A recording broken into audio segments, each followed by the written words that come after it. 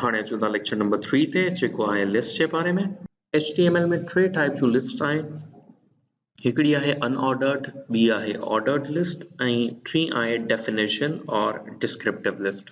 Definition या descriptive list तव्हांजो homework आहे and you should study it by yourself. Unordered list सब खां वधीक पॉपुलर आहे ऐं इन्हनि जो सिंटेक्स जेको आहे कुझु अहिड़े नमूने जो हूंदो आहे। सो सब खां पहिरियां असां ॾसींदा आहियूं त जेका लिस्ट असां क्रिएट करण वारा आहियूं उहा कहिड़े क़िस्म जी आहे। सो पाण लिखंदा आहियूं UL to define unordered list ऐं OL ऑर्डर्ड लिस्ट जे लाइ। इन लिस्ट जा जेके बि एलिमेंट्स हूंदा आहिनि उहे हूंदा आहिनि LI यानी कि लिस्ट आइटम्स, ऐं ही हमेशा चाइल्ड एलिमेंट्स हूंदा आहिनि UL जा या OL जा। So LI I am 1, then LI I am 2, and then LI I am number 3। कुछ अहिड़े क़िस्म जो तव्हांखे आउटपुट ॾींदा। सो हिन जे अंदरि तव्हां ॾिसंदा H1 में मां लिखियो आहे लेक्चर 2 लिस्ट जेको हिते ज़ाहिर थिए पियो। हुन खां पोइ HR जेका हीअ लाइन ज़ाहिर थिए पई। हुन खां पोइ UL डिफाइन करण जे लाइ त अनऑर्डर्ड लिस्ट आहे ऐं अनऑर्डर्ड लिस्ट ही बुलेट्स क्रिएट कंदी आहे। ऐं उन खां पोइ LI आइटम्स जे अंदरि जेको जेको आउं लिखंदुसि उहो बुलेट जे साम्हूं लिखजंदो ईंदो।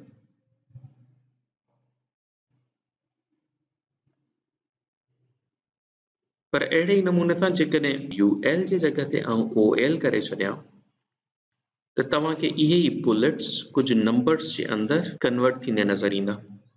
नेस्टेड अनऑर्डर्ड लिस्ट हिन जे अंदरि तव्हां ॾिसंदा सभ खां आउं OL डिफाइन कयो आहे सभ खां पहिरियां, ऐं OL हितां खां स्टार्ट थिए थो हिते वञी करे एंड थिए पियो।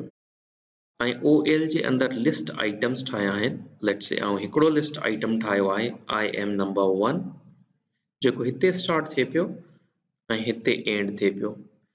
सेकेंड लिस्ट आइटम ठाहियो आहे I am number 2 ऐं थर्ड लिस्ट आइटम ठाहियो आहे I am number 3 जेको तव्हांखे हिते नज़र ईंदो I am number 1, then I am number 2 and then I am number 3।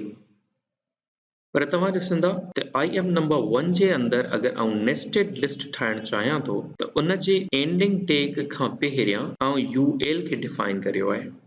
So UL हितां खां स्टार्ट थिए पियो हिते एंड थिए पियो ऐं ही UL LI जो चाइल्ड एलिमेंट आहे।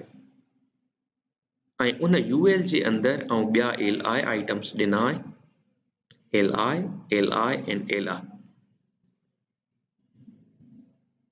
छाजे करण जो इहा UL आहे अनऑर्डर्ड लिस्ट आहे, तंहिंजे करे ही वारा एलिमेंट्स चाइल्ड एलिमेंट्स तव्हांखे बुलेट्स में नज़र ईंदा।